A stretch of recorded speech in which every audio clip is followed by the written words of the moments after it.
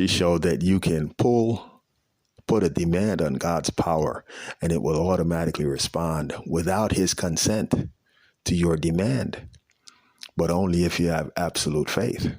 Only if you got absolute faith. So, question now becomes, how do you get absolute faith? Or what are the steps to acquire the absolute faith mindset?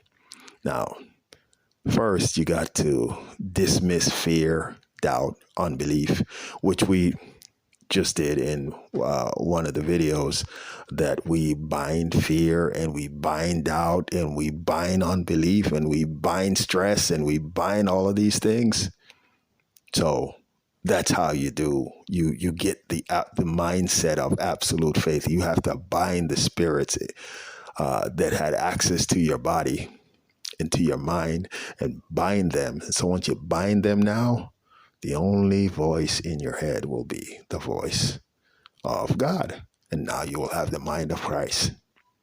And so once you have the mind of Christ, you're well on your way to absolute faith. There are a few other things that you have to do, but that is paramount, that we have to bind the spirits of fear, doubt, and lack, because with those things present in our heads, every time you say a prayer and then you have fear that it's not going to happen, or worry or hope, boom, it goes right to the ground. Okay, so you need to bind those spirits in order for absolute faith to happen. Okay, so most people hear the voice of doubt and unbelief in their heads constantly, and the only way to get rid of them is by binding them. Okay, so once you bind the spirits, you will hear people say the biggest fight you have is within yourself. Yeah, you're fighting these spirits that telling you you're not going to do this. You're not going to be successful. You're who are you fooling? We know you, and they're just throwing rocks at you. They're throwing cold water at everything you do. So you've got to get those guys out of your head, those spirits. You've got to bind them. So we gave you the video. If you don't know, we're not going to go into that in this one, but we've got videos that you remove fear, doubt, depression, and all the other spirits that are there. So a lot of these guys are like the cartoon image that you see with the halo U on one shoulder. You've probably seen this before, and then in one ear, and then the horn, the spirit throwing cold water on in the other ear.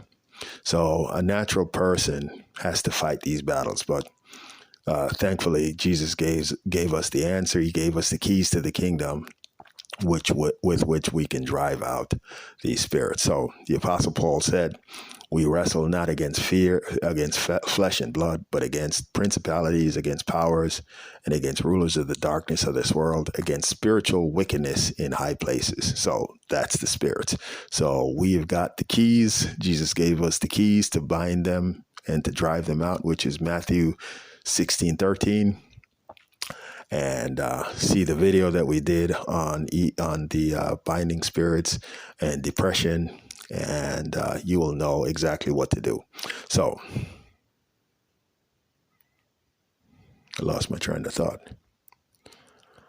So we've got to defeat the voices in our heads in order to get absolute faith. Absolute faith is no voices in your head, no dissenting voice, no cold water on your prayer, nobody telling you that he's not going to answer you. It's not going to work. Those things are bound, and they are silenced now and forever.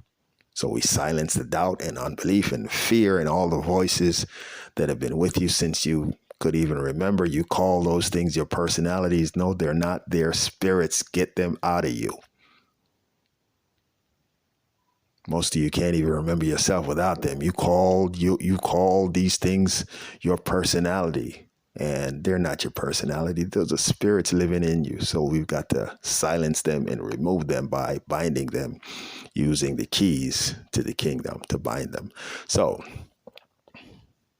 once you bind the spirits, and again, we've got an upcoming book on the subject about getting these things out of your head. So getting back to the widow. So the widow with the issue of blood, she had so much faith in Jesus, she was able to pull power from him without his consent.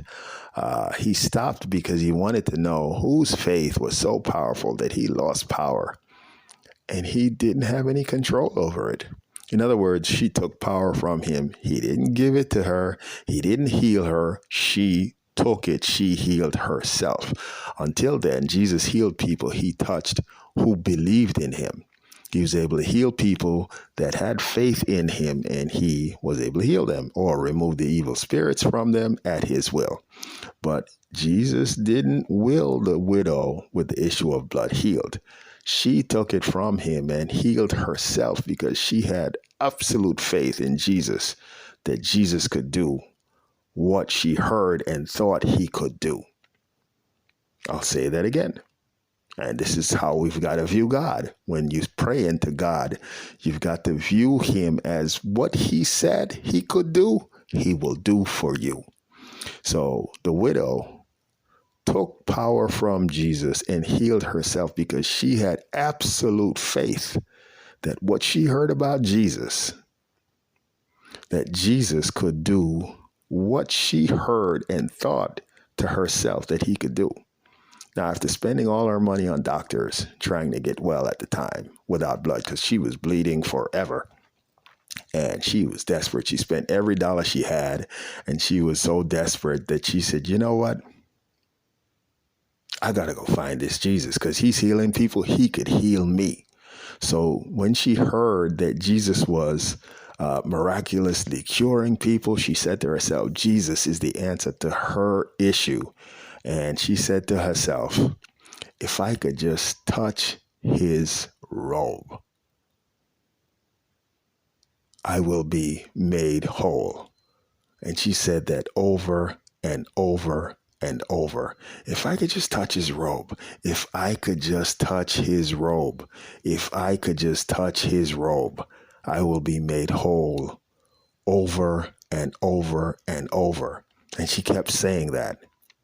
If I could only touch his robe, I will be made whole. If I could only touch his robe, if I could only touch his robe. She said it to herself over and over, convinced that if she could only just touch his robe, she would be healed.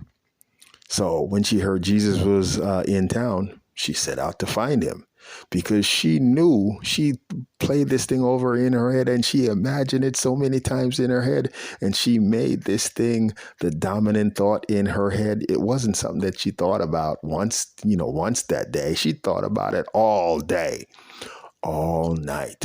All day, all night. She kept repeating it to herself. If I could just touch his robe, I know I'll be healed.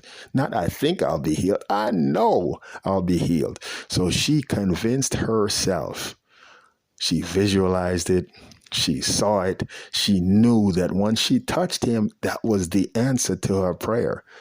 Single-minded, no doubt, no unbelief, no fear, just one thought. She just had one thought. If I could just touch his robe, I will be made whole, over and over and over. And she played it over. She saw it. She envisioned it. She saw herself healed. She imagined it. She knew that she had it before she even did it. She found she found where he was, and her belief was so real. Nothing could stop her. Not the long journey, not the crowds of people she had to push through. Because you got to remember, Jesus had hundreds of people trying to get cured around him. Me next, me next.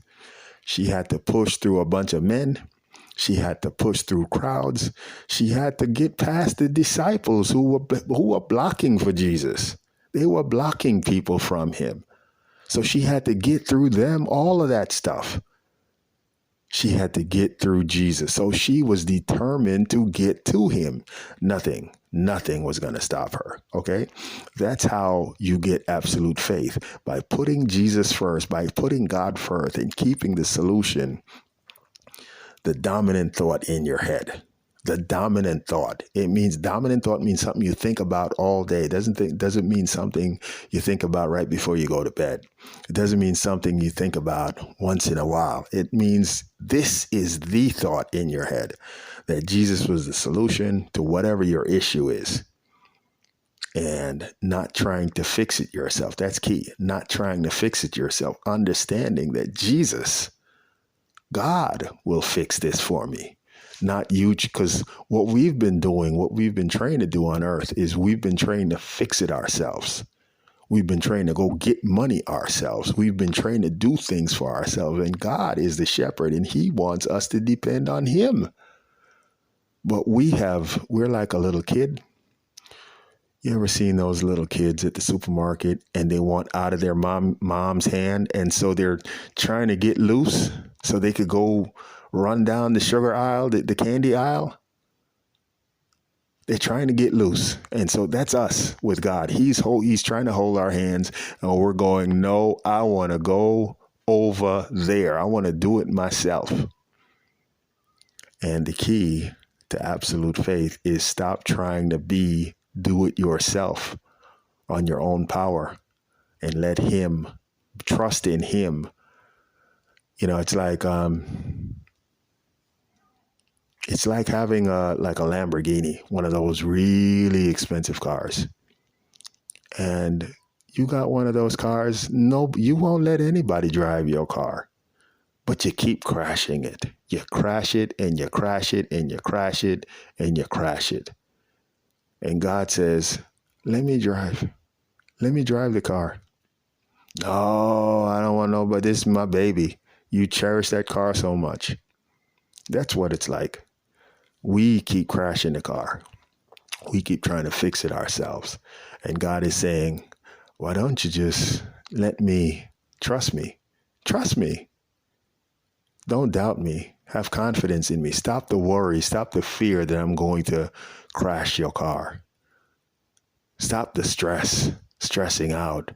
I don't know if he knows how to drive a stick shift.